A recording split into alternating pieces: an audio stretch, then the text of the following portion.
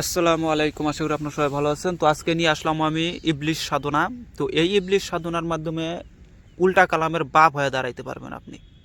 ইবলিশ সাধনা যদি থাকে, আপনি যে কোনো সাহায্য ইবলিশের কাছে চান, আপনি পেয়ে যাবেন। ইবলিশের কাছে চুক্তিবদ্ধ করতে হয়, নইলে বা ইবলিশ কিন্তু আপনাকে কোনো প্রকার সহযোগিতা করে না।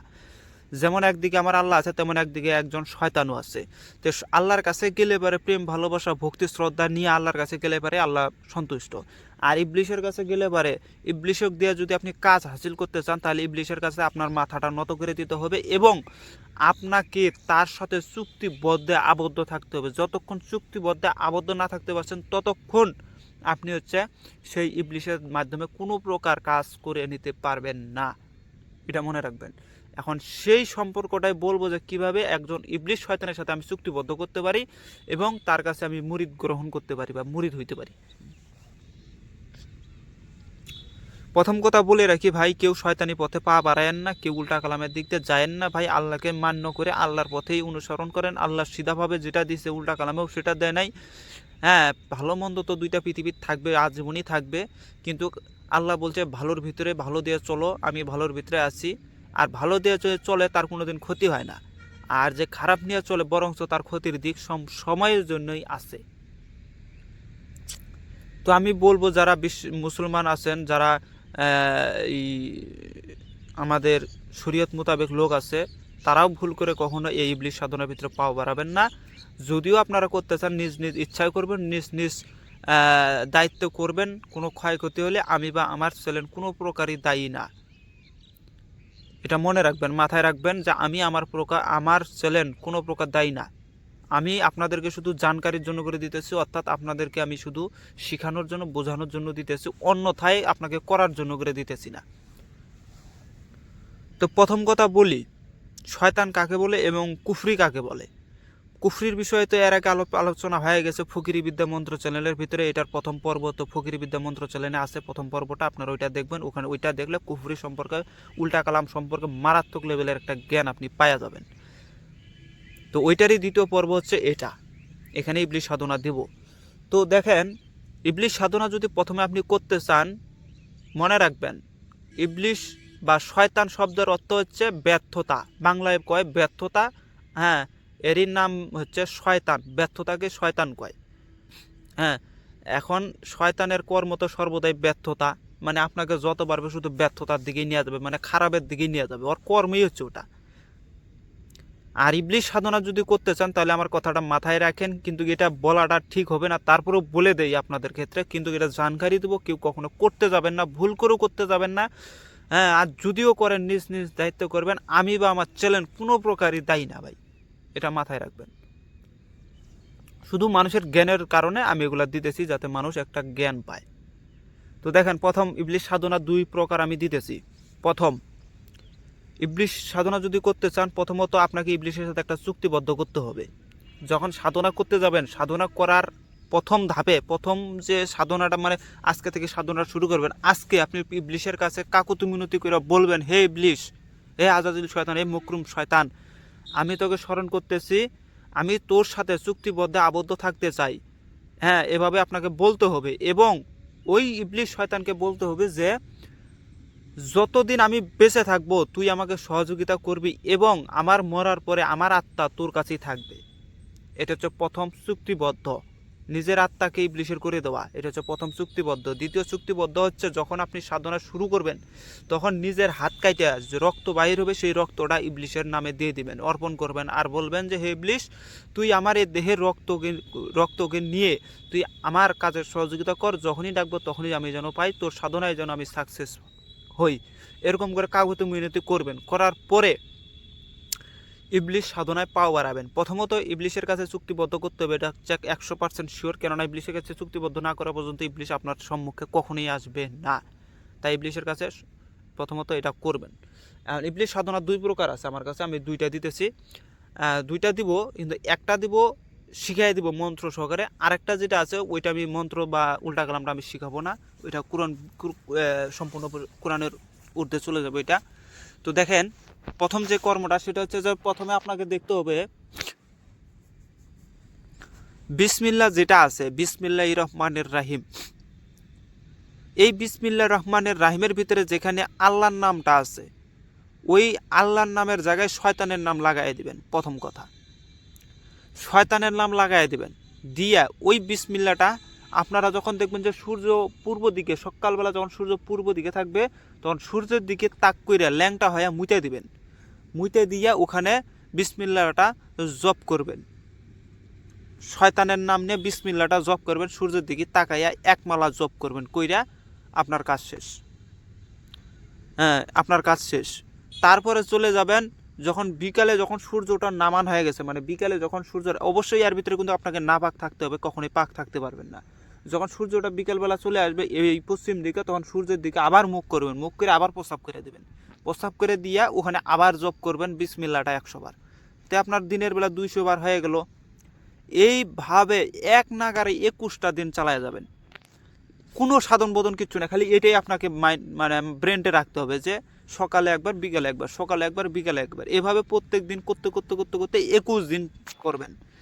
21 দিনের দিন যদি দেখছেন যে শয়তান আপনার সম্মুখে ওই দিনের মধ্যে যদি না আসে, যে কোনো মানুষ রূপ নিয়ে কিন্তু সে আপনার সম্মুখে আসবে, এবং কি মানুষের রূপও নিতে পারে, যে কোনো রূপও নিতে পারে, সেটা আমি বলতে পারবো না। তো যে কোনো রূপ নিয়ে আপনার সম্মুখে আসবে, আসার পরে আপনাকে কিন্তু মারাত্মক লেভেলের একটা গরম দেখাবে। তো আপনি মাথা নত করে সেটা সহ্য করে নেবেন।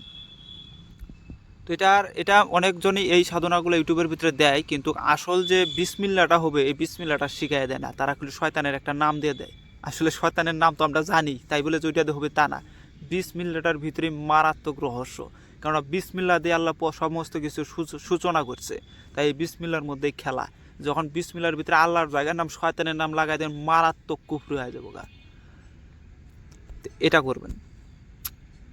তো এইভাবেই কিছুদিন করার পরে যে কোনো রূপ নিয়ে আপনার সম্মুখে আসবে, আসার পর আপনার সাথে মারাত্মক লেভেলের রাগ দেখাবে। আগে রাগ দেখানোর পরে যখন আপনি মাথা নত করে দেবেন, তখন সে শান্ত হইলে পরে তার সাথে কথাবার্তা বইলা তার সাথে চুক্তিবদ্ধ আবদ্ধ করে নেবেন যে আমার জীবন যৌবন, আমার সব কিছু আপনার কাছে আমি অর্পণ করে দিলাম, মরলে পারো আমার আত্মা আপনার কাছেই যাবে।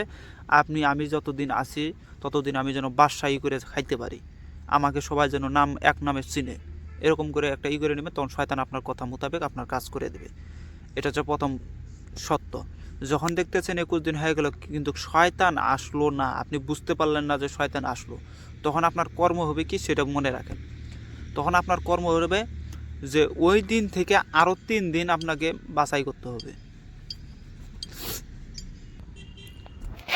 21 দিন হওয়ার পরে পরবর্তীতে আপনাকে 3 দিন সময় কিন্তু বাড়াইতে হবে। যদি না আসে তাহলে আপনাকে 3 দিন সময় কিন্তু বাড়াইতে হবে আবার। এই 3 দিনের আমলটা কিন্তু আর একটু ভিন্ন হবে, এটা মাথায় রাখবেন। কেমন আমলটা হবে? 3 দিন যখন আপনি 21 দিন হয়ে গেলো আসলো না, 21 দিন আপনার মানে 21 দিন পর্যন্ত আপনার কর্ম তো শেষ করলেন, কিন্তু এর ভিতরে আসলো না, তারপরের দিন আপনি কি করবেন? ওই একই টাইমে একই নিয়ম ফর্মুলাটা মান্য করবেন। মান্য করার পরে সূর্য যখন পূর্ব দিকে থাকবে, প্রসাব করে দিবেন, দিয়ে উল্টা টাইনে আসবে, তখন বিসমিল্লাহটাকে উল্টায় আলাবেন। শয়তানের নাম ওখানেই থাকবে, কিন্তু এটা উল্টায় নেবেন। উল্টায় নিয়ে আবার জব করবেন, জব করে ফুঁক মারবে। এভাবে উল্টাটা চালাবেন এক নাগারে 3 দিন। হ্যাঁ, এক নাগারে 3 দিন উল্টাটা চালাবেন। চালাইয়া দেওয়ার দেখবেন যে উল্টাটা চালানো 3 দিন বাদে আপনার সম্মুখে আসতে হয়, তখন বাধ্য হয়ে যাবো গা। এটা মাথায় রাখবেন, ওই আসতে বাধ্য। এটা হচ্ছে প্রথম সাধনা আমি দিলাম।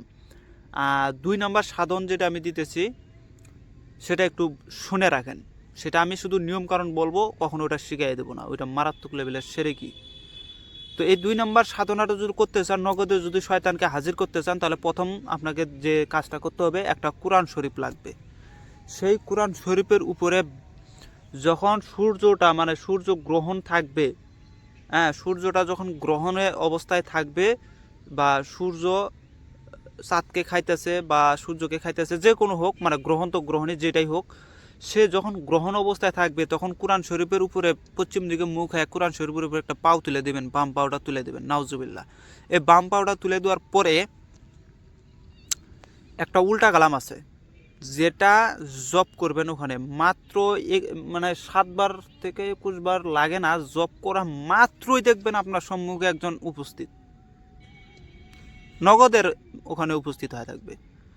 উপস্থিত হয়ে যখনই উপস্থিত হবে, বিকট আওয়াজ আপনার কানে আসা শুরু করে, অন্য কেউ শুনতে পারবে না, কিন্তু মানে আপনার সাথে যত কিছু হচ্ছে মারাত্মক লেভেলের আইসেই কিন্তু আপনাকে অনেক প্রকারের মানে করতে, মানে কি ক্ষতির করার চেষ্টা করবে। যেহেতু আপনি শয়তানকে অনুসরণ করছেন সেহেতু সে তো জীবনও ক্ষতি করবে না, বরং আরও আপনাকে আপন করে নেবে। কিন্তু সে যখন মানে হঠাৎ করে তো আপনি তাকে ডাইকে ফেল দিচ্ছেন না মারাত্মকভাবে, তো তখন একটা লোক কেউ মানে আসতে চাইতেছে না, হুট করে যদি তাকে জোর করে নিয়ে আসেন তো সে রাগ হবে না, ওই রাগটা আপনার উপরে তখন কিন্তু দেখাবে। তো এই রাগটা যখন দেখাবে তখন আপনি মাথা নত করে দেবেন, এবং কি যখন সে দেখতেছেন ঠান্ডায় অবস্থায় আছে তখন তাকে আপনার এই কথাটা বলবেন যে আজ থেকে আমি আপনাকে আমার যে রক্ত আছে বা আমার যা আত্মা আছে সেটা আমি আপনার কাছে দান করে দিলাম, এর বিনিময়ে আপনি আজীবন আমার হয়ে কাজ করবেন, এবং এই দুনিয়ার মধ্যে যেন আমি বাদশাহী করে যেতে পারি, সবাই যেন এক নামে এক ডাকে চিনে, এরকম একটা চুক্তিবদ্ধ করে নেবেন। নেওয়ার পরে সে শয়তান চলে যাবে, তখন থেকে আপনি উল্টা কালাম দিয়ে যা করবেন নগদে, যা করবেন নগদে। যদি কইছেন যে উল্টা কালামে একটা বিসমিল্লাহে উল্টা করে যখন অমুক কাজ হয়ে গেছে, নগদে হয়ে যাবে। জিনপুরি আপনাকে বাপ বলে ডাকবে। শয়তান নিজে হচ্ছে জিনেদের সর্দার, বাদশাহ যিনি, সকল জিন তার আন্ডারে কথা শুনে। তে আপনার কাছে যদি শয়তানি যদি আপনার কথা শুনে তাহলে বুঝে নিন জিন জাতি এগুলো তো তুচ্ছ, থু মারলেই চলে যাবে। এগুলো হচ্ছে সব শয়তানি সাধনা, কিন্তু ভুল করে আমি এগুলো কেউ করবেন না। আমি বারবার বলতেছি কেউই করতে যাবেন না এই শয়তান সাধনা। যদি পারেন, আমি একটা কথা বলি ভাই, উল্টা কালাম দিয়ে আগে খেলতে যায়েন না, কেননা আল্লাহ বলছে যে আমার কাছে চায় না আমি তাকে দেই না। তাই প্রথমত আল্লাহর কাছ থেকে আগে চান যে হে আল্লাহ, আমি এই লাইনের ভিতরে আছি, আমাকে আপনি সাহায্য করুন, আপনার গায়বীভাবে আপনি আমাকে সাহায্য করুন। এবং আল্লাহর কাছে কাকুতি মিনতি, আল্লাহর এই সাধনাগুলো করার আগে যারা উল্টা নামে তাদের একটা রুলস আছে। যেমন 41 দিনের একটা চিল্লা আপনাকে করতে হবে, শরীয়ত মোতাবেক 41 দিনের একটা চিল্লা আপনাকে করতে হবে। এই 41 দিন আপনি খারাপ কাজ করবেন না, আল্লাহর নামের জিকির আজগারে পড়ে থাকবেন। থাকার পরে এই 41 দিনের ভিতরে আপনার যে মনের খায়েশটা আছে, এই 41 দিন আমল চালাইয়া যাবেন, প্রত্যেক দিন আমল করবেন, যে কোনো একটা আমল করবেন, করতে করতে 41 দিন যখন আপনার হয়ে যাবে, এই 41 দিনের ভিতরে আল্লাহ আপনার সেই মনের ইচ্ছা বা বাঞ্ছনাটা পূরণ করে দেবে। যদি আপনি চান যে জিন জাতির ভিতরে কোনো বাদশা, জিনের বাদশা আপনার কবজায় আসুক, তাও আসবে। যদি বলেন যে কোনো মুয়াক্কিল আপনার কবজায় আসুক, তাও আসবে। আল্লাহর হুকুমে সেটা হবে। 41 দিন কষ্ট করার পরেও যদি আপনি ফল না পাইছেন আল্লাহর কাছ থেকে, তখন সেই ব্যক্তি উল্টা কালামের বা শয়তানি লাইনে পাও দিতে পারে। এটা একটা সত্য আছে। এই সত্যটা মান্য করার পরেও যদি আল্লাহ যদি না আসে, বা আল্লাহ যদি আমার কর্ম বা আমার ইচ্ছা পূরণ না করে, তবে আপনি শয়তানি লাইনে পাও বাড়াইতে পারেন। অন্যথায় এই শয়তানি লাইনে পাও বাড়াইলে আপনি তো জাহান্নামের খড়ি হবেন, আল্লাহর কাছে আজীবন থেকে যাবেন। কেননা হাসরের ময়দানে যখন যাবেন তখন আল্লাহকে বলতে পারবেন যে হে আল্লাহ, 41 দিন তোর নামের গুণগান করছি, তোর কাছ থেকে এই জিনিসটা চাইছি, তুই আল্লাহ যদি হইতি তাহলে তুই তো অবশ্যই আমাকে দিতি, তুই দেশ নাই, যার কারণে আমি শয়তানে আরাধনা করে ফেলাইছি। এতে আমার কোনো দোষ নাই, দোষ হচ্ছে তোর নিজের। কেননা প্রথমত তোর কাছে ভালোভাবেই চাইছি, তুই দেশ নাই, যার কারণে আমি শয়তানি লাইনটা অবলম্বন করছি। এই সত্যটা ঠিক রেখে পরবর্তীতে আপনি শয়তানি লাইনে যেতে পারবেন। আর আল্লাহর কাছ থেকে না চাইতে, না বুঝতে, আল্লাহর কাছে না আল্লাহর গুণগান না করে আপনি হুটহাট করে শয়তানের খেজমতে লেগে যাবেন, তাহলে আপনাকে আল্লাহ জীবনও তো আপনাকে ছাড়বে না, শয়তান নিজেও তো আপনাকে ছাড়বে না, আল্লাহও ছাড়বে না। ইহজনম পরজনম সব জনম বৃথা। তো যাই হোক, যদি ভিডিওটা শুনে যদি আপনাদের কোনো উপকার আসে তো অবশ্যই আমার জন্য দোয়া করবেন এবং লাইক কমেন্ট শেয়ার করবেন। অনেকেই এখন বলতে পারেন যে ভাই আপনি উল্টা কালাম জানেন, আপনি কইরা দেখান না কেন? না ভাই, উল্টা কালামের আমার কোনো প্রয়োজন নাই। যা কয়েকটা উল্টা কালাম আমার কাছে বহুত আছে, কিন্তু কয়েকটা শিখছি, কিন্তু কোনোদিন অ্যাপ্লাই করি না। কেননা আমার ওস্তাদ বলছে বা আমি যার কাছ থেকে এগুলো পাইছি সেও বলছে যে এগুলো কাজ করো না, বেকার, তোমার এগুলো কাজ না থাকো, তুমি মোটামুটি ভালো আছে। আর তাছাড়া আল্লাহর রহমত আছে যে আমি সঠিকভাবে কাজ করলে পরে আল্লাহর রহমতে কাজগুলো হয়ে যায়, আমাকে উল্টা কালাম প্রয়োগ করতে হয় না। যার কারণে আমি উল্টা কালামের ভিতরে আমার কোনো ইন্টারেস্টই নাই, বরং আমার কাছে লেখা রাখছি, লাগলে ভবিষ্যতে করবো, না হলে বাদ, ওইগুলো পরেই থাকবো আজীবন।